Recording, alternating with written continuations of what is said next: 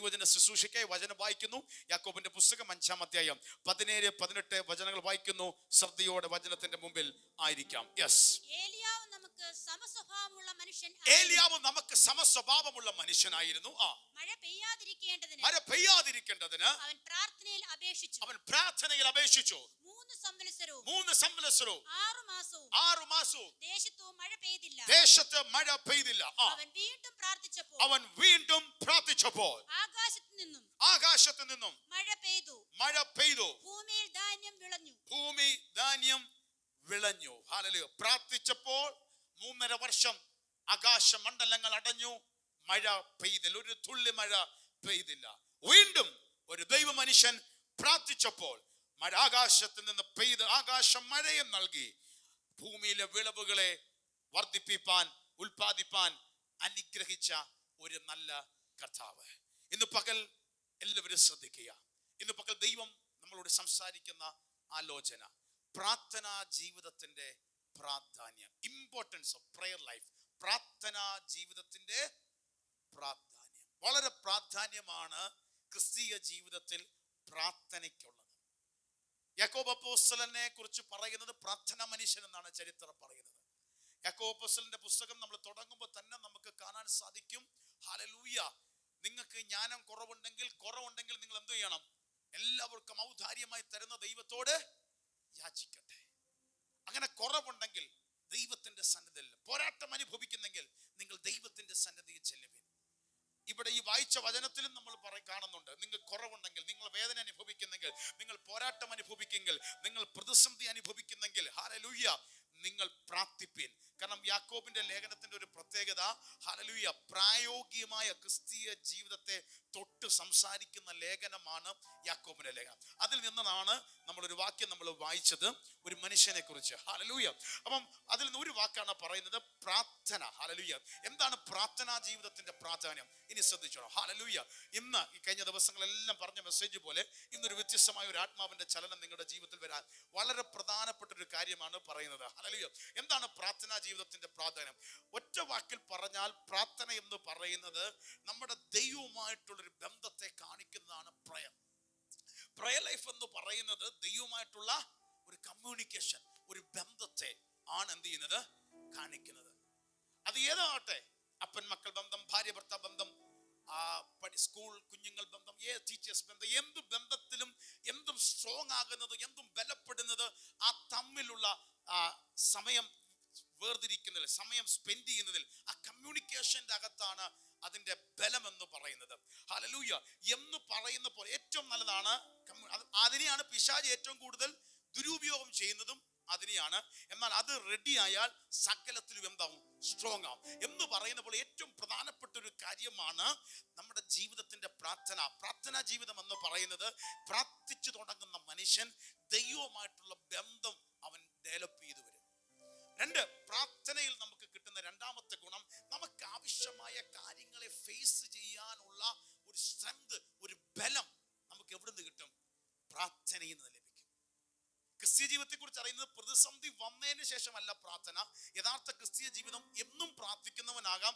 അവന്റെ ഗുണം, അവനൊരു പ്രതിസന്ധി വന്നാലും അതിനെ തരണം ചെയ്യാൻ ഒരു കൃപ നൽകും. നാളുകളിൽ നമുക്ക് നേരിടാൻ പോകുന്നതിനെ എന്ത് ചെയ്യണം? പ്രാർത്ഥന നമുക്ക് എന്ത് ചെയ്യും? സ്ട്രെങ്തൻ ചെയ്യും. പ്രതിസന്ധിയിൽ പ്രാർത്ഥിക്കുമ്പോഴും ദൈവം നമ്മെ ബലപ്പെടുത്തും. അപ്പോൾ തന്നെ നമ്മുടെ ജീവിതത്തിന്റെ പ്രതിസന്ധികളെ നമ്മെ ബലപ്പെടുത്തുന്നതാണ് പ്രാർത്ഥന. മൂന്നാമത്തെ പ്രധാനപ്പെട്ട കാര്യം, പ്രാർത്ഥനയിൽ ലഭിക്കുന്നത് മറ്റ് വിഷയങ്ങൾക്ക് വിടുതൽ ഉണ്ടാകുന്നതിന് മുമ്പേ ആദ്യം ലഭിക്കുന്ന ഒരു ഉള്ളിൽ ദൈവം പകരുന്ന സമാധാനമാണ്. പ്രാർത്ഥിക്കുന്നവന്റെ ജീവിതത്തിൽ ദൈവം എന്തോ പകരും? സമാധാനത്തെ പകരും. അതാ നമ്മൾ അറിയാവുന്ന ഒരു പ്രസിദ്ധമായ വാചനം, ഫിലിപ്പിയർ 4:6-7 വചനം വായിക്കുമ്പോൾ, ഫിലിപ്പിയർക്ക് ലേഖനം 4-ാം അധ്യായം 6-7 വാക്യം വായിക്കും, ഒന്നിനെ കുറിച്ചും വിചാരപ്പെടുന്നത് എല്ലാറ്റിലും പ്രാർത്ഥനയാലും അപേക്ഷയാലും, ഹല്ലേലൂയ, നിങ്ങളുടെ ആവശ്യങ്ങൾ സ്തോത്രത്തോടുകൂടെ ദൈവത്തോട് അറിയിക്കുക അത്രേ വേണ്ടത്. അപ്പൊ ഒന്നിനെ കുറിച്ചും വിചാരപ്പെടരുത്, എല്ലാറ്റിനും പ്രാർത്ഥനയാലും അപേക്ഷയാലും നിങ്ങളുടെ ആ കാര്യങ്ങൾ എന്ത് ചെയ്യാണ്? സ്തോത്രത്തോടെ ദൈവത്തോട് അറിയിക്കാൻ. എന്നിട്ട് ശ്രദ്ധിച്ചോണം, സകല ബുദ്ധിയും കവിയുന്ന ദൈവത്തിന്റെ സമാധാനം, എല്ലാ അണ്ടർസ്റ്റാൻഡിങ്ങിനും മീതെ ദൈവത്തിന്റെ സമാധാനം അവന്റെ ഉള്ളത്തിൽ ദൈവം എന്ത് ചെയ്യും? നിങ്ങളുടെ ഹൃദയങ്ങളെയും നിലവുകളെയും ക്രിസ്തയേശുവിങ്കിൽ കാക്കും. സകല ബുദ്ധിയും കവിയുന്ന ദൈവത്തിന്റെ സമാധാനം. കണ്ടോ, പ്രാർത്ഥിക്കുന്നവന് വിഷയത്തിൽ നിന്ന് അവൻ പുറത്തു വരുന്ന വിടുതൽ വരുന്നതിന് മുമ്പ് അവന്റെ ഉള്ളിൽ ദൈവം പകരുന്ന എന്തുണ്ട്? സമാധാനമുണ്ട്. ഹല്ലേലൂയ. അപ്പോൾ ശ്രദ്ധിച്ചോണം, പ്രാർത്ഥന ദൈവവുമായിട്ടുള്ള ബന്ധത്തെ വർദ്ധിപ്പിക്കും. പ്രാർത്ഥന നമ്മുടെ ജീവിതത്തിന് ആവശ്യമായ പ്രതിസന്ധികളെ നേരിടാനുള്ള ബലത്തെ, ആ സ്ട്രെങ്തൻ, ആ ശക്തിയെ ലഭിക്കും. പ്രാർത്ഥന ഒരു മനുഷ്യന്റെ ജീവിതത്തിൽ സകല ബുദ്ധിയെ കവിയുന്ന ദൈവത്തിന്റെ സമാധാനത്തെ നമുക്ക് നൽകും. അപ്പൊ ഇതിൽ നിന്നും യാക്കോബിന്റെ ലേഖനത്തിൽ ഒരു കാര്യം മനസ്സിലാക്കാം. എല്ലാത്തിന്റെ അവസാനമല്ല പ്രാർത്ഥന. ഫസ്റ്റ്, ആദ്യം എന്തിടുക? പ്രാർത്ഥനയെ കൊണ്ടുവെക്കുക. എന്താണ് ക്രിസ്തീയ ജീവിതത്തിന്റെ പ്രാർത്ഥനയുടെ പ്രാധാന്യം?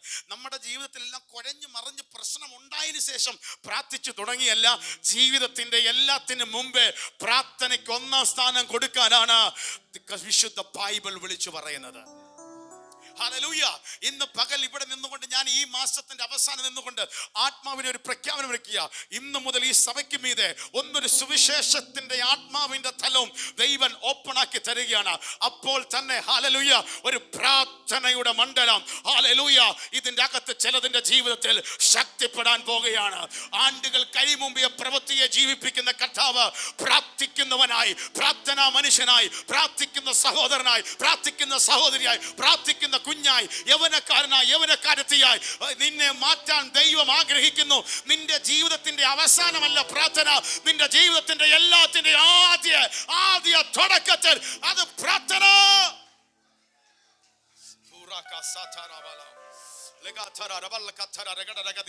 ഇന്ന് മുതൽ ഈ സഭയ്ക്കകത്തിരിക്കുന്ന എല്ലാവരെ കുറിച്ച് ദൈവം ആഗ്രഹിക്കുന്നു. പ്രശ്നത്തിന്റെ പ്രതിസന്ധിയുടെ അവസാനം പ്രാർത്ഥിച്ചു തുടങ്ങിയല്ല, നിന്റെ ജീവിതം തന്നെ ഒരു പ്രാർത്ഥനയുടെ ജീവിതമായി തീരട്ടെ. ഒരു ദിവസം ആരംഭിക്കുന്നത്, ഒന്ന് ചെയ്യുന്നത്, ഒന്ന് പ്രവർത്തിക്കുന്നത്, നിന്റെ പ്രശ്നം ഉണ്ടേലും പ്രശ്നമില്ലേലും നീ പ്രാർത്ഥിക്കുന്ന മനുഷ്യനായി മാറാൻ ദൈവം ആഗ്രഹിക്കുന്നു.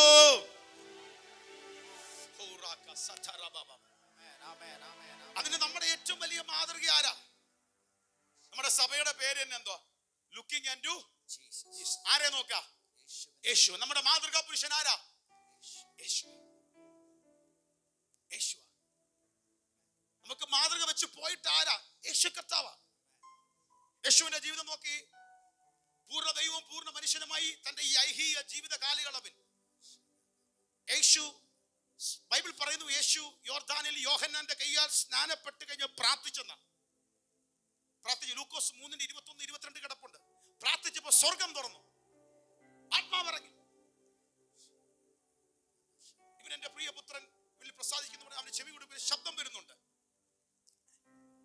എന്നിട്ട് 3:23 കാണാം, ബൈബിൾ കാണുന്നത് ലൂക്കോസ് 3:21. യേശുവിന് തന്റെ പ്രവൃത്തി ആരംഭിക്കുമ്പോൾ ഏകദേശം 30 വയസ്സായിരുന്നു. യേശു തന്റെ 30ാമത്തെ വയസ്സിൽ സ്നാനപ്പെട്ട് പ്രാർത്ഥിച്ചു തുടങ്ങി. അതായത് ശുശ്രൂഷ ജീവിതത്തിന്റെ പ്രവൃത്തികൾ ആരംഭിച്ചത് യേശു കർത്താവ് പ്രാർത്ഥനയിൽ ആരംഭിച്ചു. നമ്മുടെ മാതൃകയാണ്. തന്റെ 30ാമത്തെ വയസ്സിൽ ദൈവത്തിന്റെ അപ്പോയിന്റ് ടൈം വന്നപ്പോൾ തന്റെ പരസ്യ ശുശ്രൂഷ ആരംഭിക്കുന്ന സമയത്ത് സ്നാനപ്പെട്ട് എന്ത് ചെയ്തു? പ്രാർത്ഥിച്ചു. പ്രാർത്ഥിച്ചപ്പോ സ്വർഗം തുറന്നു. അതിനർത്ഥം അപ്പൊ അവിടെ അതിൽ തന്നെ കിടപ്പുണ്ട്, പ്രാർത്ഥിച്ചാൽ സ്വർഗം തുറക്കും, ഇറങ്ങേണ്ടത് ഇറങ്ങും. ഹല്ലേലൂയ. സ്നാനമേറ്റു. ലൂക്കോസ് 3:21. ജനമെല്ലാം സ്നാനമേൽക്കെ യേശു സ്നാനമേറ്റു. പ്രാർത്ഥിക്കുമ്പോൾ സ്വർഗം തുറന്ന് പരിശുദ്ധമാവ് ദേഹരൂപത്തിൽ പ്രാവെന്ന പോലെ അവന്റെ മേൽ ഇറങ്ങി വന്നു. അവന്റെ ശുശ്രൂഷ ആരംഭിച്ചു. ജീവിതത്തിന്റെ എന്തിന്റെയും ആരംഭത്തിൽ പ്രാർത്ഥിച്ചു തുടങ്ങാൻ മാതൃക തന്നത് എൻ്റെ യേശു കർത്താവാണ്. എങ്കിൽ സഭയോട് പറയുന്നു, 7ാം മാസത്തിലേക്ക് പ്രവേശിക്കാൻ പോകുന്ന ദൈവകുഞ്ഞിനോട് ദൂത് പറയുന്നു, നിന്റെ ജീവിതത്തിലും ആരംഭത്തിൽ ജീവിതത്തിൽ നീ പ്രാർത്ഥിച്ച് തുടങ്ങ്. ഹല്ലേലൂയ. ജീവിതം അനുഗ്രഹമായി തീരും. കാരണം പ്രാർത്ഥിച്ചാൽ ചിലത് തുറക്കും, ഇറങ്ങേണ്ടത് ഇറങ്ങി വരും. ഇന്ന് പകലും നിന്റെ ജീവിതത്തിൽ ഇതുവരെയും എന്തെങ്കിലും അടഞ്ഞു കിടക്കുന്നെങ്കിൽ ഇന്ന് മുതൽ പ്രാർത്ഥിച്ചോ, ഇന്ന് മുതൽ പ്രാർത്ഥിച്ചോ. ഞാൻ ആഗ്രഹിക്കുന്നു, ഇത്രയും ദിവസങ്ങൾ, ഇത്രയും വർഷങ്ങൾ, ഇത്രയും മാസങ്ങൾ കടന്നുപോയി. ഞാൻ ഹൃദയത്തിൽ നിന്ന് ആഗ്രഹിക്കുന്നു, എന്നും തുടങ്ങിയതുപോലെ ഇനി ഒരു മാസം തുടങ്ങരുത്. ഒന്ന് പ്രാർത്ഥിക്കാമോ? പ്രാർത്ഥിക്കാമോ? എന്തായാലും ഉറങ്ങുമ്പോൾ ഒത്തിരി ലേറ്റ് ആവത്തില്ലേ? നമ്മുടെ ഇന്ത്യൻ സമയം അനുസരിച്ച് ഒരു 11:30 ഒന്ന് പ്രാർത്ഥിക്കാമോ? ഒരു 12 മണി കഴിഞ്ഞാൽ എന്തായാലും മിക്കവാറും കിടക്കത്തുള്ളൂ. അല്ലെങ്കിൽ പറ്റില്ലെങ്കിൽ നാളെ രാവിലെ ആയാലും ഹല്ലേലൂയ ഒന്ന് പ്രാർത്ഥിക്കാമോ? കർത്താവേ, 7-ാം മാസം തുടങ്ങിയ ഇതുവരെ എന്റെ ദൈവദാസൻ പറഞ്ഞു എല്ലാം ഒന്ന് പ്രാർത്ഥിച്ചു തുടങ്ങാം. ഈ മാസം മുതൽ ഞാൻ ശക്തമായി പ്രാർത്ഥിക്കുന്നു. എൻ്റെ 7-ാം മാസത്തിൽ ഇടയ്ക്കൊരു പ്രതിസന്ധി വന്നിട്ട് പ്രാർത്ഥിക്കുകയല്ല. ഈ മാസം തുടങ്ങുന്നതിന് മുമ്പേ കാലങ്ങളെ സമയങ്ങളെ നിയന്ത്രിക്കുന്ന കർത്താവേ, ഞാൻ പ്രാർത്ഥിച്ചു തുടങ്ങുന്നു. ഒരു ബ്ലെസ്സിംഗ് ആയി തീരണമേ. എഴുതി വെച്ച ഞാൻ ശക്തമായി ദൂത് പറയുന്നു. എങ്കിൽ ഈ മാസം വരുന്ന മാസം മുതൽ ചിലതൊക്കെ തുറക്കുന്നതും ചിലതൊക്കെ നിന്റെ കുടുംബത്തിൽ പെയ്തിറങ്ങുന്നതും ചിലതൊക്കെ നിന്റെ കുടുംബത്തിൽ വന്നു ചേരുന്നതും നീ കാണുവാൻ ഇടവരൂ. കരമടിച്ച് ദൈവത്തെ ഒന്ന് മഹത്വപ്പെടുത്തേ.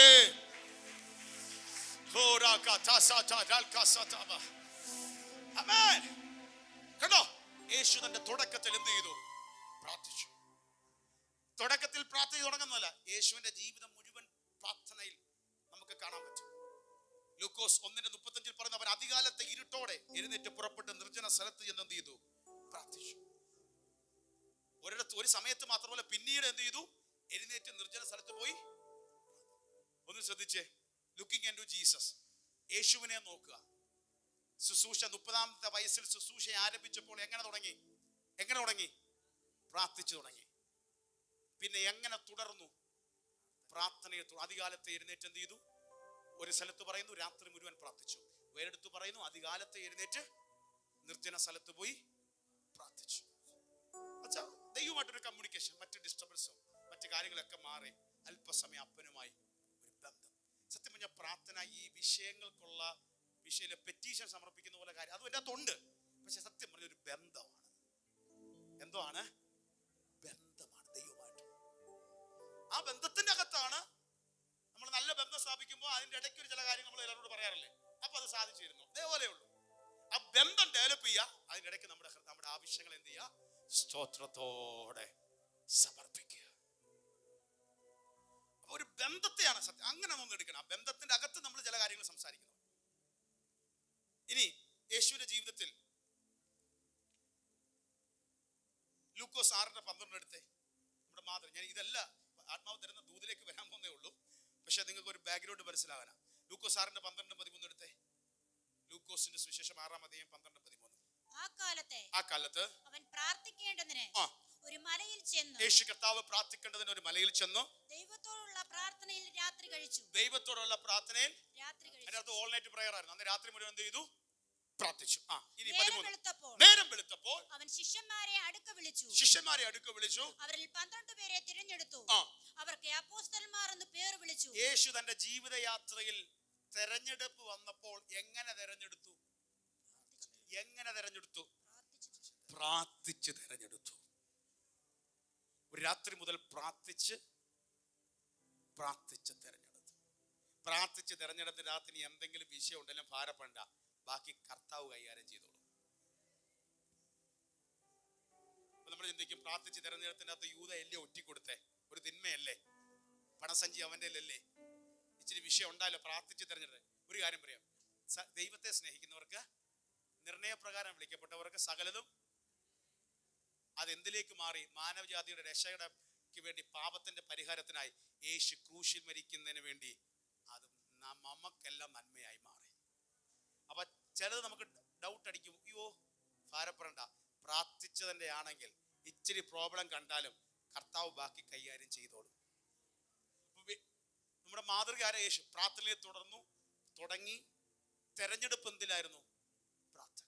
യേശുവിന്റെ അവസാന സമയം നോക്കുമ്പോൾ ഗെത്സമനയിൽ പോയി അതിതീവ്രതയോടെ പ്രാർത്ഥിച്ചെന്ന് പറഞ്ഞു. ശിഷ്യന്മാരോട് പറഞ്ഞു, നിങ്ങൾ ഒരു നാരികൾ എന്നെ നേരെ പ്രാർത്ഥിക്കാനാ പറഞ്ഞു. ലൂക്കോസിന്റെ സുവിശേഷം 22-ാം അധ്യായം 39 വായിക്കുമ്പോൾ അറിയാം. പിന്നെ അതുപോലെ ഒരു മലയ്ക്ക് പുറപ്പെട്ടു. ശിഷ്യന്മാർ അവൻ അനുഗമിച്ചു. യേശു അവരോട് പറഞ്ഞു, ഒരു സ്ഥലത്തെത്തിയപ്പോൾ പരീക്ഷയിൽ അകപ്പെടാതിരിക്കാൻ നിങ്ങൾ പ്രാർത്ഥിപ്പീൻ. യേശു അവരെ വിട്ടിട്ട് ഒരു കല്ലേറ് ദൂരത്ത് വാങ്ങിപ്പോയി മുട്ടുകുത്തി പ്രാർത്ഥിച്ചു. ആ വാക്ക് കിട്ടിയെങ്കിലൊന്ന് വായിച്ചേ. 22:40 മുതൽ ലൂക്കോസിന്റെ ശ്രദ്ധിച്ചേ.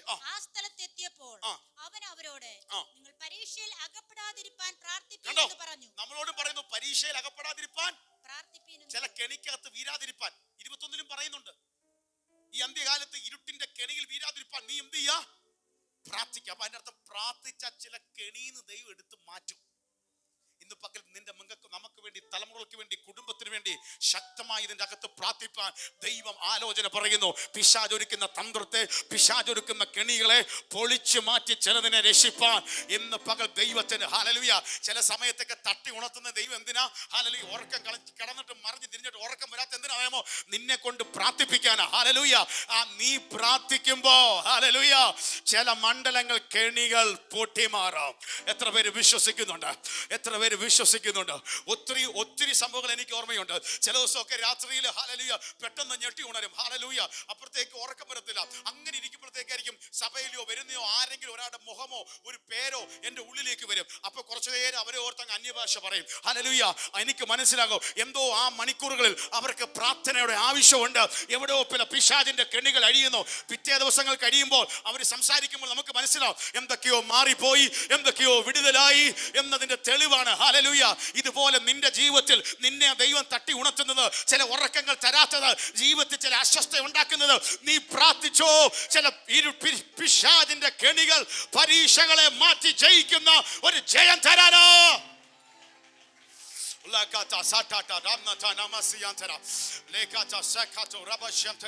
ആ നിയോഗങ്ങൾ വീണ്ടും എന്തോ ഇത് പറഞ്ഞുകൊണ്ടിരിക്കുമ്പോൾ ഈ ദിവസങ്ങളിൽ വീണ്ടും ചിലരകത്ത് ചില നിയോഗങ്ങൾ തരാമ്പോ നീ അത് വെച്ച് പ്രാർത്ഥിച്ചോ, ചിലതൊക്കെ മാറിപ്പോകും. ഹല്ലേലൂയ. ഇരുട്ടിന്റെ ചില തിന്മകളെ മാറിപ്പോകും. പിശാച് വെച്ച കെണികളെ പൊളിക്കോ. നിനക്ക് വിരോധമായി ഉണ്ടാക്കുന്ന യാതൊരായുധവും ഫലിക്കത്തില്ല. പ്രാർത്ഥന ഫലിക്കും. കരമടിച്ച് കർത്താവിനെ ഒന്ന് മഹത്വപ്പെടുത്തേ. പിശാചിന്റെ കെണികളെ പൊളിയോ. നീതിമാന്റെ ശ്രദ്ധയേറിയ പ്രാർത്ഥന വളരെ ഫലിക്കും.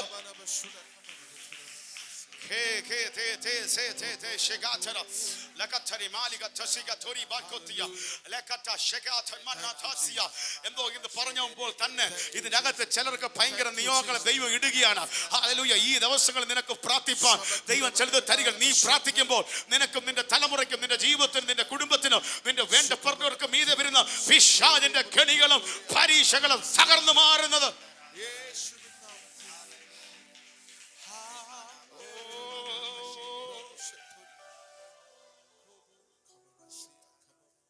പെട്ടെന്നൊന്ന് പറഞ്ഞതൊന്ന് പൂർത്തീകരിച്ച് വായിച്ചേ. താൻ അവരെ വിട്ട് ഒരു കല്ലേറ് ദൂരത്തോളം വാങ്ങിപ്പോയി മുട്ടുകുത്തി പിതാവേ നിനക്ക് മനസ്സുണ്ടെങ്കിൽ ഈ പാനപാത്രം എങ്കിൽ നിന്നും നീക്കണമേ, എങ്കിലും എന്റെ ഇഷ്ടമല്ല നിന്റെ ഇഷ്ടം തന്നെ ആകട്ടെ എന്ന് പ്രാർത്ഥിച്ചു. മാറാൻ പ്രാർത്ഥിച്ചു. അപ്പോൾ തന്നെ ഒരു കർത്താവ് എങ്കിലും എന്തോ ഒരു പർപ്പസിലാണ് ഞാൻ വന്നത്, നിന്റെ ഇഷ്ടം നിറവേറണമേ. അടുത്തത് അവനെ ശക്തിപ്പെടുത്തുവാൻ സ്വർഗ്ഗത്തിൽ നിന്നും ഒരു ദൂതൻ അവന് പ്രത്യക്ഷനായി. മതി, കണ്ടോ? നീ വേദന കൂടെ കടന്നു പോകുമ്പോഴും നീ പ്രാർത്ഥിച്ചാൽ നിന്നെ ശക്തിപ്പെടുത്താൻ ദൂതൻ ഇറങ്ങും. ഹല്ലേലൂയ. അതായത് പ്രാർത്ഥന നമുക്ക് ബലത്തെ നൽകുന്നതാണ്. ഇന്ന് പകലൊന്ന് വിശ്വസിച്ചേ. ഞാൻ അന്ന് പറഞ്ഞ മെസ്സേജ് വിട്ടുകളയരുത്. ഹല്ലേലൂയ. നിനക്ക് വേണ്ടി നാലാമൻ, നിനക്ക് വേണ്ടി ദൂതൻ ഇറങ്ങും. ഹല്ലേലൂയ. നിന്നെ ചില മണ്ഡലങ്ങളിൽ ശക്തിപ്പെടുത്താൻ, ഹല്ലേലൂയ, നിന്നെ ചില മണ്ഡലങ്ങളെ ബലപ്പെടുത്താൻ ദൈവം തന്റെ ദൂതന്മാരെ അയക്കും. ഈ ദിവസങ്ങളിൽ ചിലതിന്റെ പ്രാർത്ഥനയ്ക്കകത്ത് ദൂതന്മാർ ഇറങ്ങി വരട്ടെ. ചിലതിനെ ശക്തിപ്പെടുത്തട്ടെ, ചിലതിനെ ബലപ്പെടുത്തട്ടെ.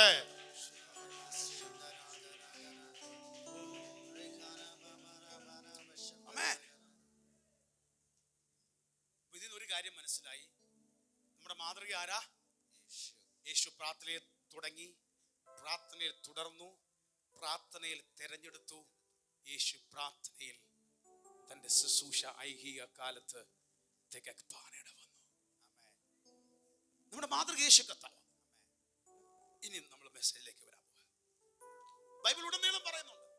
ജെരമ്യാവിനോട് ആലോചന, ജെരമ്യാവിന് രണ്ടാമതൊരു അള്ളപ്പാടുണ്ടായിട്ട് ജെരമ്യാ 33:3 എന്നെ വിളിച്ചപേക്ഷിക്കുക, ഞാൻ നിനക്ക് ഉത്തരം നൽകും. മഹത്തായ മഹോജ്ജലമായ കാര്യങ്ങൾ ഞാൻ നിന്നെ, കർത്താവ് നീ എന്നെ വിളിച്ചപേക്ഷിക്കുക, ചിലത് ഞാൻ കാണിക്കും. കൊലോസ്യർ 4:2 അപ്പോസ്തലനായ പൗലോസ് പറയുന്നു, പ്രാർത്ഥനയിൽ ഉറ്റിരിപ്പിൻ, സ്തോത്രത്തിൽ അതിൽ ജാഗരിപ്പിൻ. തെസ്സലോനിക്കയിലും അത് പറയുന്നു, പ്രാർത്ഥനയിൽ. അപ്പൊ പ്രാർത്ഥനാ ജീവിതം ഒരു ദൈവകുഞ്ഞിന്റെ ജീവിതത്തിൽ ഏറ്റവും അനുഗ്രഹം വേണ്ടതാണ്. നമുക്ക് വേണ്ട ബലം, നമുക്ക് വേണ്ട ശക്തി ലഭിക്കുന്ന പ്രാർത്ഥനയിലാണ്. ഇപ്പൊ നമ്മൾ ഇന്ന് വായിച്ച വചനത്തിലേക്ക് നമ്മൾ വരാൻ പോവുക. യാക്കോബിന്റെ ലേഖനം 5-ാം അധ്യായം അതിന്റെ 13 തൊട്ടൊന്ന് പെട്ടെന്ന് വായിച്ചേ. നിങ്ങളിൽ കഷ്ടം അനുഭവിക്കുന്നവൻ പ്രാർത്ഥിക്കട്ടെ, സുഖം അനുഭവിക്കുന്നവൻ പാട്ട് പാടട്ടെ. കണ്ടോ? എന്താകട്ടെ? കഷ്ടം അനുഭവിക്കുന്നവൻ പ്രാർത്ഥിക്കട്ടെ. കഷ്ടം അനുഭവിക്കുന്ന നിരാശപ്പെട്ട് വീട്ടിൽ ഇരിക്കണമെന്നാണോ? നിരാശപ്പെട്ട് ജീവിതം കഴിക്കണമെന്നാണോ? നീ എന്തോ ചെയ്യുക?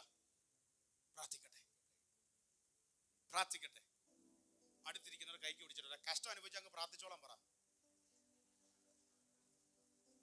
വേറെ ഓപ്ഷൻ ഇല്ല. പിന്തിരിഞ്ഞു പോകാനും ഓപ്ഷൻ ഇല്ല, നിരാശപ്പെട്ടിരിക്കാനും ഓപ്ഷൻ ഇല്ല. ഒറ്റ ഓപ്ഷനുള്ള എന്ത് ചെയ്യുക? പ്രാർത്ഥിക്കുക, പ്രാർത്ഥിക്കുക. സുഖം അനുഭവിക്കുന്നവൻ ആ സുഖം അനുഭവിച്ചു ഇനി എല്ലാ വിടുതലും കിട്ടിയെന്ന് പറഞ്ഞ ദൈവത്തെ വിട്ടു പോകാനല്ല, എൻ്റെ അപ്പനെ സ്തുതിച്ചോണം, സ്തോത്രം കയറ്റിയാണ്. അപ്പൊ വിഷയം ഉണ്ടായാലും വിഷയത്തിന് വിടുതൽ കിട്ടിയാലും നമുക്ക് ദൈവത്തെ വിട്ട് മാറാൻ എന്ത് ചെയ്യത്തില്ല, പറ്റത്തില്ല. എല്ലാത്തിനും വിടുതൽ കിട്ടി, നീ സുഖം അനുഭവിക്കണം, പാടി സ്തുതിച്ചോ നല്ല നാഥനെ. അവൻ ചെയ്ത ഉപകാരങ്ങൾ ഓർത്ത് നന്ദിയോടെ വീണ്ടും പാടി പാടി പാടി സ്തുതിച്ചോ. അതല്ല, ജീവിതത്തിൽ ചില പ്രതിസന്ധി കൂടെ കടന്നു പോകുന്ന ടഫ് സിറ്റുവേഷൻ ഫേസ് ചെയ്യുന്ന നാളുകൾ കൂടാണോ നീ കടന്നു പോകുന്നത്? നിന്നോട് ദൈവം പറയുന്നു, നീ പ്രാർത്ഥിച്ചോ. വെറുതെ അല്ല പറയുന്നത്. ഹല്ലേലൂയ. പ്രാർത്ഥിക്കുന്നതിന് ഒരു മറുപടി ഉണ്ട്. പ്രാർത്ഥന കേൾക്കുന്ന ദൈവം വീണ്ടും ജീവിക്കുന്നുണ്ട്. തെസ്സലോനിക്കറിൽ അതാ പറയുന്നത്. യാക്കോബ് അപ്പോസ്തലൻ പറയുമ്പോൾ പൗലോസ് അപ്പോസ്തലൻ എന്താ പറയുന്നത്? തെസ്സലോനിക്കർ 5:17 ഇടപെടാതെ പ്രാർത്ഥിപ്പിൻ, എല്ലാത്തിനും സ്തോത്രം ചെയ്യുവിൻ, ഇതല്ലോ നിങ്ങളെ കുറിച്ച് ക്രിസ്തുയേശുവിൽ ദൈവ ഇഷ്ടം. ദൈവത്തിന്റെ ഇഷ്ടം എന്തുവാ? ദൈവത്തിന്റെ ഇഷ്ടം എന്തുവാ? നമ്മൾ എന്ത് ചെയ്യുക? പ്രാർത്ഥിക്കുക, ഇടപെടാതെ ദൈവത്തെ സ്തുതിക്കുക. പാസ്റ്റർ, എന്നെ കുറിച്ചുള്ള ദൈവം എന്താന്ന് പ്രാർത്ഥി. ഇതാണ് ഒരു ആലോചന, എല്ലാരോടും ഒരു ആലോചന. തലേ തൊട്ട് പറഞ്ഞുതരാം. എല്ലാരോടുള്ള ആലോചന എന്തോ ചെയ്യണം? പ്രാർത്ഥിക്കണം, ദൈവത്തെ സ്തുതിക്കണം. ഇന്ന് എല്ലാവർക്കും ദൂത് കിട്ടിയല്ലോ. എല്ലാവരും ഇനി തലേ കൈ വെച്ച് പറയണോ? എല്ലാരോടുള്ള ദൂത. നീ പ്രാർത്ഥിച്ചോ, ദൈവത്തെ സ്തുതിച്ചോ, ഇടപെടാതെ. റിസൾട്ട് നീ കാണും. ആമേൻ. ഇനി ദൂത് പറയണ്ട, പറയാത്ത ദൂതും നിറവേറും. ഹല്ലേലൂയ. പറഞ്ഞതും ദൈവം പൂർത്തീകരിക്കും. ആമേൻ. Hallelujah, hallelujah.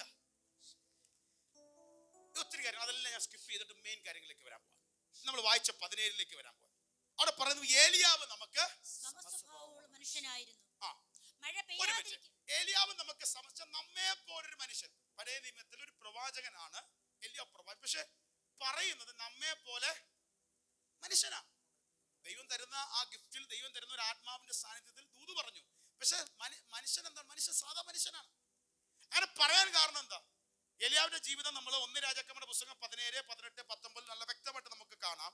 അവിടെ ശക്തമായിട്ട് ബാലിന്റെ പ്രവാചകർക്കും രാജാവിനെതിരെ വെല്ലുവിളിച്ച് നിന്ന് ശുശ്രൂഷിക്കുന്ന നമുക്ക് കാണാം. ഭയങ്കര ആത്മാവൊക്കെ അങ്ങോട്ട് കയറി. എന്നാൽ 19-ാം അധ്യായത്തിൽ നിരാശപ്പെട്ട് എന്റെ ജീവിതം മതി എന്ന് പറഞ്ഞ് നിരാശപ്പെട്ടിരിക്കുന്ന മനുഷ്യനെ നമുക്ക് കാണാം. ശ്രദ്ധിച്ചോ, ഞാൻ പറഞ്ഞത് നിങ്ങൾക്ക് മനസ്സിലായോ?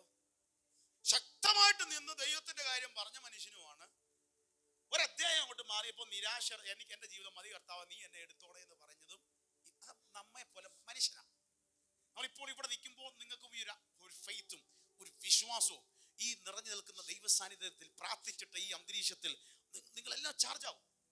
പക്ഷെ ചിലപ്പോൾ 1 മണിക്കൂർ കഴിഞ്ഞോ നാളെയോ മറ്റന്നാളോ ഒക്കെ ആകുമ്പോൾ പെട്ടെന്ന് നിങ്ങളെ എന്ത് ചെയ്യാൻ പറ്റും? നിരാശ പിടിക്കാം. നമ്മെ പോലുള്ള മനുഷ്യൻ. ഏലിയാവ് നമ്മെ പോലെ സമസ്വഭാവമുള്ളവൻ. ചില ദിവസം ഭയങ്കര വിശ്വാസം കയറും, ചില മണിക്കൂർ കഴിയുമ്പോൾ ആ വിശ്വാസം തോർന്ന് ഉള്ളിൽ എന്ത് കയറും? നിരാശ. അവിടാണ് ഈ അടിസ്ഥാനമുള്ള ക്രിസ്ത്യ ജീവിതത്തിന്റെ ഗുണം, പാറമേൽ പണിഞ്ഞാലുള്ള ഗുണം. ഇനി അതിലേക്ക് വരട്ടെ. അപ്പൊ ഏലിയാവ് നമ്മെ പോലെ സമസ്വഭാവമുള്ള മനുഷ്യൻ. ആ സമസ്വഭാവം പറഞ്ഞതാ പെട്ടെന്ന് നിരാശപ്പെടാനും പെട്ടെന്ന് ധൈര്യപ്പെടാനും ഉള്ള നമ്മളെ പോലൊരു മനുഷ്യനാണ്. പക്ഷെ ഇവിടെ പറഞ്ഞൊരു കാര്യമുണ്ട്. ഏലിയാവ് എന്ത് ചെയ്തു? 17 ഒന്ന് വായിച്ചേ. ഇനി ഏലിയാവ് നമുക്ക് സമസ്വഭാവമുള്ള മനുഷ്യനായിരുന്നു. മഴ പെയ്യാതിരിക്കേണ്ടതിന് അവൻ പ്രാർത്ഥനയിൽ അപേക്ഷിച്ചു. 3 സംവത്സരവും 6 മാസവും ദേശത്ത് മഴ പെയ്തില്ല. അവൻ വീണ്ടും ഒരു മിനിറ്റ് പ്രാർത്ഥിച്ചപ്പോ മഴ പെയ്തില്ല. അത് മനസ്സിലാക്കണം. 1 രാജാക്കന്മാർ 17 എടുത്തേ. 1 രാജാക്കന്മാരുടെ പുസ്തകം 17-ാം അധ്യായം. എന്നാൽ ഗിലെയാദിലെ തിശ്ബിയിൽ നിന്നുള്ള തിശ്ബ്യനായ ഏലിയാവ് ആഹാബിനോട്. അപ്പൊ ഏലിയാവ്, ആഹാബ് രാജാവാണ്. ഈ രാജാവും തന്റെ ഭാര്യയായ ഇസബേലും കൂടെ ചേർന്ന് ദൈവജനത്തെ അന്യാരാധനയിലേക്ക് വഴിതെറ്റിച്ചു. ബാലിനെ ആരാധിക്കുന്നവരാക്കി തന്റെ രാജ്യത്തിന്റെ കീഴിലുള്ളവരെ മാറ്റി. അന്നത്തെ ഈ ബാലിനെ എന്തിനാ ഈ ആരാധിപ്പിച്ചത്? അന്ന് കൃഷി ഉണ്ടല്ലോ. ഒന്ന് ശ്രദ്ധിച്ചേ, ഇവരോടെല്ലാം പറഞ്ഞു കൊടുത്തു വെച്ചേക്കാണ്, ഈ മഴയൊക്കെ തക്ക സമയത്ത് കിട്ടണമെങ്കിൽ ആരെ ആരാധിക്കണം? ബാലിനെ ആരാധിക്കണം. അങ്ങനെ ഒരു പൊസിഷനിൽ ഒരാളെ, ഒരു ലീഡർഷിപ്പിൽ ഏത് മനുഷ്യനായിക്കോട്ടെ, X Y A B C ആരും ആയിക്കോട്ടെ, അവനെ ദൈവം ഒരിടത്താക്കുന്നത് ദൈവത്തിന്റെ ഹിതം നിറവേറ്റാൻ, ജനത്തിന് അനുഗ്രഹമാകാൻ, നന്മയാകാൻ, ദൈവഹിതപ്രകാരം ഒരു ജനത്തെ നയിക്കാനാണ് ഏത് ലീഡർഷിപ്പിനെയും ദൈവം എന്ത് ചെയ്തിരിക്കുന്നത്? വെച്ചിരിക്കുന്നത്. ശൗലിനെ ആദ്യം രാജാവായി അഭിഷേകം ചെയ്തു ഇസ്രായേൽ. പക്ഷെ വഴി തെറ്റിയപ്പോൾ ദൈവം മറിച്ച് ആരെ ചെയ്തു? ദാവീദിനെ രാജാവായി അഭിഷേകം ചെയ്തു. അപ്പൊ ദൈവഹിതം അനുസരിച്ച് ചെയ്യാനാണ് ദൈവം ആഗ്രഹിക്കുന്നത്. അപ്പം രാജ്യത്തെയും ജനങ്ങളെയും പ്രജകളെയും മുഴുവൻ വഴിതെറ്റിച്ചു. അന്യാരാധനയിലും വിഗ്രഹാരാധനയിലേക്ക് കൊണ്ട് വഴിതെറ്റിച്ചു. ബാലാണ് മഴ തരുന്നെന്നും പറഞ്ഞ് അതിനെ ആരാധിപ്പാൻ പ്രോത്സാഹിപ്പിച്ചു. അതിനെ പൊളിക്കാനാണ് പ്രാർത്ഥനാ മനുഷ്യനെ ദൈവം എഴുന്നേൽപ്പിച്ചത്. പ്രാർത്ഥിക്കുന്നവൻ ചെന്നൊരു പറഞ്ഞ വാക്കെന്താണ്? ഏലിയാബ് പറഞ്ഞ അഹാബിനോട്, രാജാവിനോട് പറഞ്ഞ്, ഞാൻ സേവിച്ചു നിൽക്കുന്ന ഇസ്രായേലിന്റെ ദൈവമായ യഹോവയാണ് ഞാൻ പറഞ്ഞിട്ടല്ലാതെ ഈ ആണ്ടുകളിൽ മഞ്ഞും മഴയും ഉണ്ടാകിയില്ല എന്ന് പറഞ്ഞു. മഞ്ഞും മഴയും ഉണ്ടാകിയില്ല. 7-ാമത്തെ വാക്യം ഒന്ന് വായിച്ചേ. എന്നാൽ ദേശത്തെ മഴ പെയ്യാകിയാൽ കുറെ ദിവസം കഴിഞ്ഞ ശേഷം തോട് വറ്റിപ്പോയി. പിന്നെ മഴ പെയ്തേയില്ല. ആ ദേശത്തെ തോട് വരെ കൃഷികളില്ല, ക്ഷാമം തുടങ്ങി. ഹല്ലേലൂയ. വഴിതെറ്റിച്ചു. പക്ഷെ പ്രവാചകൻ പറഞ്ഞു, ഞാൻ പറഞ്ഞിട്ടല്ല. അതാ പറഞ്ഞേ, അവൻ പ്രാർത്ഥിച്ചു. 3.5 വർഷം പിന്നെ എന്ത് ചെയ്തില്ല? മഴ പെയ്തില്ല. ഒരു ഇംഗ്ലീഷ് ട്രാൻസ്ലേഷൻ ബൈബിൾ ഇങ്ങനെയാണ് പറയുന്നത്, ഒരു തുള്ളി മഴ പെയ്തില്ല. ഒരു തുള്ളി മഴ പെയ്തില്ല.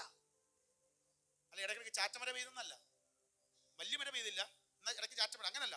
ഒരു തുള്ളി മഴ, പേരിനൊരു തുള്ളി മേളിൽ നിന്ന് പെയ്തില്ല. ഒരുത്തൻ പ്രാർത്ഥിച്ചടച്ചാൽ അടച്ചത് തന്നെയാണ്. Hallelujah, hallelujah. നമുക്ക് സമസ്വഭാവമുള്ള മനുഷ്യൻ, ഹല്ലേലൂയ, നീയും പ്രാർത്ഥിച്ചാൽ ചിലതൊക്കെ അടയ്ക്കും. പിശാചിന്റെ വഴി എന്ന് പറയുന്നത്, പിശാചിന്റെ ലൂപ്പ് ഹോൾ എന്ന് പറയുന്നത്, പിശാച് കയറുന്ന വാതിലുകൾ പ്രാർത്ഥിച്ചാൽ അടയ്ക്കും ദൈവം. ഒന്ന് വിശ്വസിക്കുന്നവർ കരങ്ങൾ അടിച്ച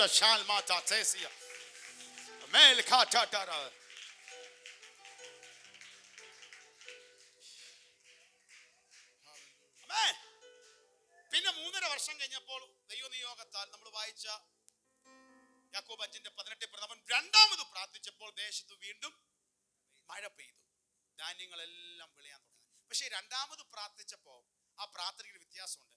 പൊടുന്നനെ അങ്ങ് എന്ത് ചെയ്തില്ല? മഴ പെയ്തില്ല. അതൊന്ന് മനസ്സിലാക്കണമെങ്കിൽ 1 രാജാക്കന്മാരുടെ പുസ്തകം 18-ാം അധ്യായം, 1 രാജാക്കന്മാരുടെ പുസ്തകം 18-ാം അധ്യായം 41 വായിച്ചേ. 41 തൊട്ട് 43 വരെ വായിച്ചാൽ മതി. ഒരു മിനിറ്റ് എല്ലാവരും. First king 18:41 following. പിന്നെ ഏലിയാവ് ആഹാബിനോട് നീ ചെന്ന് ഭക്ഷിച്ച് പാനം ചെയ്യുക, വലിയ മഴയുടെ മുഴക്കമുണ്ട് എന്ന് പറഞ്ഞു. ഇപ്പോൾ 17-ാം അധ്യായത്തിൽ പറഞ്ഞു മഴ പെയ്യത്തില്ലെന്ന് പറഞ്ഞു. ഇപ്പോൾ എന്താ പറയുന്നേ? ഒരു വലിയ മഴയുടെ മുഴക്കം ഞാൻ കേൾക്കുന്നുണ്ട് എന്ന് പറഞ്ഞു. 42. ആഹാബ് ഭക്ഷിച്ച് പാനം ചെയ്യേണ്ടതിന് മലയിൽ കയറിപ്പോയി. ഏലിയാവോ കർമ്മേൽ പർവ്വതത്തിന്റെ മുകളിൽ കയറി നിലത്തെ കുനിഞ്ഞ് മുഖം തന്റെ മുഴങ്കാലുകളുടെ നടുവിൽ വെച്ചു തന്റെ ബാല്യക്കാരനോട് നീ ചെന്ന് കടലിന് നേരെ നോക്കുക എന്ന് പറഞ്ഞു. അവൻ ചെന്ന് നോക്കി. ഒരു മിനിറ്റ്. അഹാബിനോട് പറഞ്ഞു വേഗം കാര്യങ്ങൾ ക്രമീകരിച്ചോ, ഭയങ്കര മഴ വരാൻ പോവാ. ഇവൻ നേരെ കയറി എന്ത് ചെയ്തു? പ്രാർത്ഥിക്കാൻ കയറി. കർമ്മേൽ മലയിൽ ഏലിയാവ് പ്രാർത്ഥിക്കാൻ കയറി. കുനിഞ്ഞിരുന്ന് മുഴങ്കാലുകളിൽ പ്രാർത്ഥിച്ചു. എന്നിട്ട് ബാല്യക്കാരനോട് എന്തോ പറഞ്ഞേ? അവൻ ചെന്ന് നോക്കിയിട്ട് ഒന്നുമില്ല എന്ന് പറഞ്ഞു. എടാ, മഴയുടെ വല്ല ലക്ഷണോ കോളോ വല്ല ഉണ്ടോ എന്ന് നോക്കാൻ പറഞ്ഞു. കടലിന് മീതെ ബാല്യക്കാരൻ ചെന്ന് നോക്കിയപ്പോൾ എന്തോ പറഞ്ഞേ? നമ്മുടെ പശു പറഞ്ഞ പി എ എന്ന് നോക്കിയപ്പോൾ എന്താണ്? ഒന്നുമില്ല. ഒന്ന് ആലോചിച്ച് നോക്കി. രാജാവിനോട് പറഞ്ഞ മഴ പെയ്യൂന്ന്. നേരത്തെ മഴ പെയ്യത്തില്ലെന്ന് പറഞ്ഞു, മഴ പെയ്തില്ല. 3.5 വർഷം ഒരു ഡ്രോപ്പ് പെയ്തില്ല. പക്ഷെ ഇപ്പോൾ മഴ പെയ്യൂ എന്ന് പറഞ്ഞു. പക്ഷെ ലക്ഷണങ്ങൾ ഒന്നും എന്ത് ചെയ്തില്ല, കാണുന്നില്ല. പ്രാർത്ഥിക്കുന്ന കുഞ്ഞിനോട് ചില സമയത്ത് പ്രാർത്ഥിക്കുമ്പോൾ ഒരു അനുകൂല ലക്ഷണവും കാണത്തില്ല. അതാ യേശു കർത്താവ് പറഞ്ഞത്, മടുത്തു പോകാതെ പ്രാർത്ഥിക്കേ. ചിലപ്പോ പെട്ടെന്നൊന്നും കാണത്തില്ല, പക്ഷെ മടുത്തു പോകാതെ പ്രാർത്ഥിപ്പീൻ. പല ഉപമകൾ കർത്താവ് പറഞ്ഞിട്ട് മടുത്തു പോകാതെ പ്രാർത്ഥിപ്പാൻ. ഞാൻ അതൊന്നും എടുത്ത് എക്സ്പ്ലെയിനിലേക്ക് പോകുന്നില്ല. മടുത്തു പോകാതെ പ്രാർത്ഥിക്കാം. എപ്പോഴും പ്രാർത്ഥിക്കും. നീ ചില ചലനങ്ങൾ കാണുന്ന വരെ പ്രാർത്ഥിക്കണം. ആമേൻ.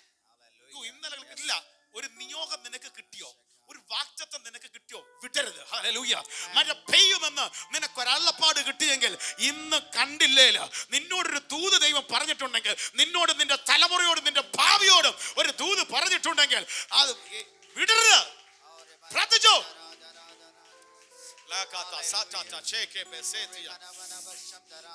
വിടരുത്, വിടരുത്.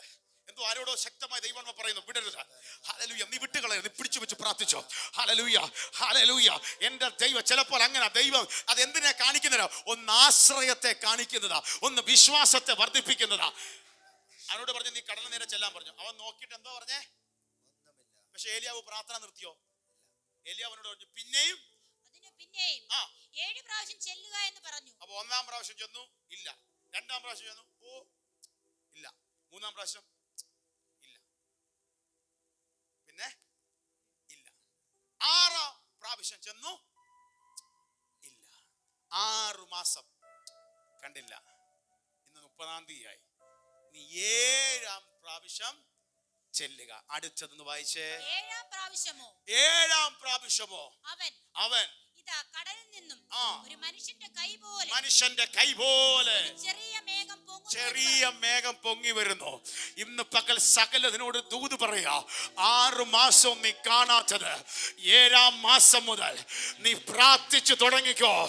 ചില വിഷയത്തിന് കൈപ്പത്തി പോലെ, ഒരു മനുഷ്യന്റെ കൈ പോലെ മേഘങ്ങൾ നിന്റെ കുടുംബത്തിന് മീതെ ദൈവപ്രവൃത്തിയായി പൊങ്ങി വരാൻ പോകുക.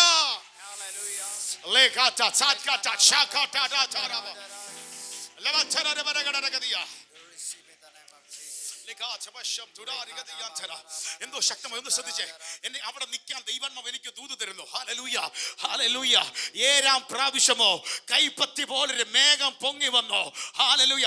അടുത്ത വാക്യം 45 വായിക്കുമ്പോൾ അറിയാം, വലിയ കാർമേഘം വന്നുകൂടി, വൻമഴ പെയ്തു. ഹല്ലേലൂയ. 7-ാം മാസം മുതൽ ചിലത് വലുതായിട്ടൊന്നും നീ കാണത്തില്ല, ഒരു കൈ പോലെ ചിലത് കാണാം. വെച്ചു പ്രാർത്ഥിച്ചോ. ചില മാസങ്ങളുടെ മുന്നോട്ട് പോകുമ്പോൾ അതിന്റെ പൂർത്തീകരണം. ഇന്ന് പകൽ എത്ര പേര് വിശ്വസിക്കുന്നുണ്ട്? ഒരു പ്രാർത്ഥനകൾ ദൈവത്തിന്റെ പ്രവൃത്തി. ഹല്ലേലൂയ. വളരെ നിയോഗത്തോടെ പ്രാർത്ഥനയോടാണ് പരിശുദ്ധാത്മാവ് ഞാൻ ഈ ദൂത് പറയുന്നത്. ഞാൻ ഈ സഭയെ നോക്കി വിളിച്ചു പറയുന്നു, ഈ 30-ാം തീയതി ഇത് 1 മണിയാവുന്നു. ഹല്ലേലൂയ. ഈ സമയം കൂടെ കടന്നു പോകുന്നു. ഈ മണിക്കൂറുകൾ കഴിയുമ്പോൾ 7-ാം മാസത്തിലേക്ക് പ്രവേശിക്കുന്ന സഭയോടും കുടുംബങ്ങളോടും വ്യക്തികളോടും ദൂത് പറയുന്നു, ഒരു കൈ പോലൊരു മേഘം നീ കാണാൻ പോകുകയാ. പ്രാപിച്ചോ, പ്രാപിച്ചോ, പ്രാപിച്ചോ. ആരാധിക്കേണ്ടവരെ കരം അടിച്ച് ദൈവത്തെ ആരാധിച്ചോ.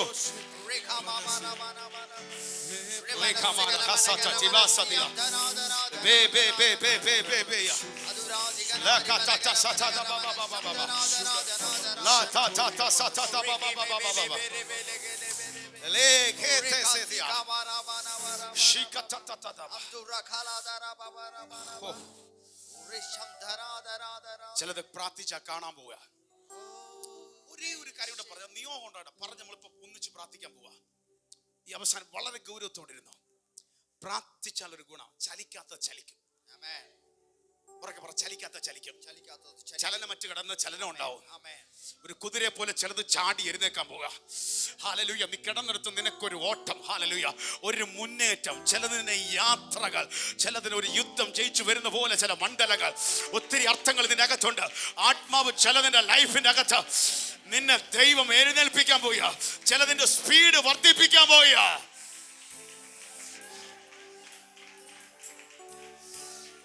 ഒറ്റ മിനിറ്റ് ഒന്ന് ശ്രദ്ധിച്ചേ. ഹല്ലേലൂയ. ഈ നമ്മള് 1 രാജാക്കന്മാരുടെ ദിവസം 17-ാം അധ്യായത്തിലെ ഈ ഏലിയാവിനെ ക്ഷാമ സമയത്ത് സാരാഫത്തിലെ വിധവയുടെ വീട്ടിൽ പോഷിപ്പിക്കുന്നുണ്ട്. വിധവയുടെ വീട്ടിൽ പോഷിപ്പിച്ചു. വിധവയുടെ ജീവിതത്തിൽ കലത്തിലെ മാവ് കുറയാതെ ഭരണിയിലെ എണ്ണ കുറയാതെ വലിയ അത്ഭുതം ചെയ്തു. അതിനുശേഷം അതിന്റെ 17 മുതലുള്ള വാക്യങ്ങൾ ഒന്ന് വായിച്ച് 17 മുതൽ 21 വരെ വായിച്ച് നമ്മൾ പ്രാർത്ഥിക്കാൻ പോവാം. മോനെ പെട്ടെന്ന് കാണിച്ച് ഫസ്റ്റ് കിങ് 1 രാജാക്കന്മാരുടെ പുസ്തകം 17-ാം അധ്യായം അതിന്റെ 17 മുതൽ 21 വരെ വായിച്ച് നമ്മൾ പ്രാർത്ഥിക്കുന്നു. അതിലെ വാക്യങ്ങൾ മാത്രം പെട്ടെന്ന് വായിച്ചാൽ. അനന്തരം വീട്ടുടമക്കാരത്തിയായ സ്ത്രീയുടെ മകൻ, അതെ ഈ സാരെഫാത്തിലെ സ്ത്രീയുടെ കാര്യം പറയുന്നത്. സ്ത്രീയുടെ മകൻ ദീനം പിടിച്ച് കിടപ്പിലായി. ദീനം കടുത്തിട്ട് അവൻ ശ്വാസമില്ലാതെയായി മരണപ്പെട്ട ഒരു അവസ്ഥയിലെത്തി പെട്ടെന്ന്. അപ്പോൾ ഈ ഏലിയാവ് എന്ന പ്രാർത്ഥിക്കുന്ന ദൈവപുരുഷനോട്, അയ്യോ ദൈവപുരുഷനെ, എനിക്കും നിനക്കും തമ്മിൽ എന്ത്? എന്റെ പാപം ഓർപ്പിക്കേണ്ടതിന് എന്റെ മകനെ കൊല്ലേണ്ടതിനും ആകുന്നു നീ എന്റെ അടുക്കൽ വന്നത്. ഒരു വല്ലാത്ത ദീനരോധന പറയോ, നന്മയൊക്കെ കിട്ടി, ക്ഷാമത്തിലൊക്കെ കലച്ചിലെ മാവൊക്കെ അത്ഭുതമായി, പക്ഷെ എന്റെ മകനെ കൊല്ലാനാണോ ഈ ഇതൊക്കെ ചെയ്തത്? എന്തുകൊണ്ട് പെട്ടെന്ന് മരണം സംഭവിച്ചു? പെട്ടെന്ന് വാക്യങ്ങള് 19 വായിച്ചു. അവൻ അവളോട്, നിന്റെ മകനെ ഇങ്ങോട്ട് തരിക എന്ന് പറഞ്ഞു. അവനെ അവളുടെ മടിയിൽ നിന്ന് എടുത്ത് താൻ പാർത്തിരുന്ന മാളിക മുറിയിൽ കൊണ്ടുചെന്ന്. മതി നിക്കേ, 17-ാമത്തെ വാക്യം മാത്രം സ്റ്റില്ലായിട്ട് നിൽക്കണേ. സോറി 19 ആ വാക്യം അങ്ങനെ. ഓക്കെ. അവൻ അവളോട്, നിന്റെ മകനെ ഇങ്ങോട്ട് തരിക എന്ന് പറഞ്ഞു.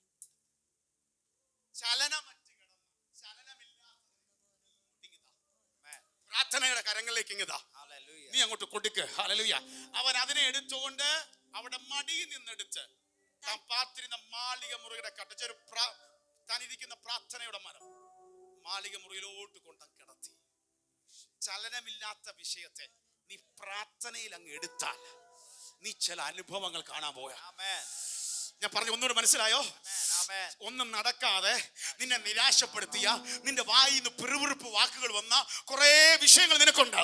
പക്ഷെ ഈ 7-ാം മാസത്തിൽ നീ അതിനെ എടുക്കുക. ഈ സാരെഫാത്തിലെ ഒരു ദൂത് പറയാം, വെളിപ്പാട് പറയാം. ഹല്ലേലൂയ. ഈ സാരെഫാത്തിലെ സഹോദരിയുടെ കയ്യിൽ ഇരുന്നാൽ അത് അവിടെ ഇരിക്കത്തേ ഉള്ളൂ, അത് ചലനമില്ലാതെ ഇരിക്കത്തേ ഉള്ളൂ. അവൾ നെടുവീർപ്പിന്റെ നിരാശയുടെ വാക്ക് പറഞ്ഞുകൊണ്ടിരിക്കും. പക്ഷെ ഇപ്പോൾ ദൈവദാസൻ പറയും, നിന്റെ കയ്യിൽ ഇരിക്കുന്നത് ഇങ്ങത്താ. ഹല്ലേലൂയ. ചില വിഷയങ്ങൾ അവിടെ തന്നെ ഇരുന്നാൽ നിരാശ കയറും, പിറുപിറുപ്പ് കയറും, പലതും പറയാൻ തോന്നും. പക്ഷെ നീ പ്രാർത്ഥനയുടെ കരങ്ങളിലേക്ക് അതിനെ എടുത്താൽ ഷോട്ട് ചെയ്യുക. 22, 23 യഹോവ ഏലിയാവിന്റെ പ്രാർത്ഥന കേട്ട് കുട്ടിയുടെ പ്രാണൻ അവൻ മടങ്ങി വന്നു. അവൻ ജീവിച്ചു. ചലനമില്ലാതെ എടുത്തതാ, ഇപ്പോൾ ജീവനുണ്ടായി. അടിച്ചത് ഏലിയാവ് കുട്ടിയെ എടുത്തു മാളികയിൽ നിന്ന് താഴെ വീട്ടിലേക്ക് കൊണ്ടുചെന്നു. ശ്രദ്ധിച്ചേ, ആദ്യം ഇത് മേളിത്ത നില, ഇത് താഴത്തെ നില. താരോട്ട് എന്ന് അവള് ഭയങ്കര പിറുപിറുപ്പും ബഹളവും, എന്നെ എന്തിനാ വന്നേ, മരിച്ചല്ലോ, ഇങ്ങനെയാ. എലിയ പറഞ്ഞു, താ. കൊച്ചിനെ ഇങ്ങെടുത്തു പ്രാർത്ഥനയുടെ മുറിയിലേക്ക് കൊണ്ടുപോയി. 23 പറയുന്നു, അതേ കുട്ടി എടുത്തോണ്ട് താരോട്ടിറങ്ങി വന്നിട്ട് അമ്മയുടെ കയ്യിലോട്ട് കൊടുത്തിട്ട് പറഞ്ഞു, നിന്റെ മകൻ ജീവിച്ചിരിക്കുന്നു. ചലനമില്ലാതെ എടുത്തോണ്ട് പോയത് ചലനമുള്ളതാക്കി ദൈവം മാറ്റി. പ്രാർത്ഥനയിൽ ചിലത് ചലിക്കാം. ഇന്ന് പകൽ ആത്മാവ് ചിലതിനോട് ദൂത് പറയുന്നു, നിന്റെ ജീവിതത്തിൽ ചലിക്കാതെ കിടക്കുന്നതിന് ചിലതിനെ ദൈവം ചലിപ്പിക്കാൻ പോയ. കരങ്ങൾ അടിച്ച ദൈവത്തിന് ഇന്ന് പകലൊന്ന് മഹത്വം കരേറ്റിയേ.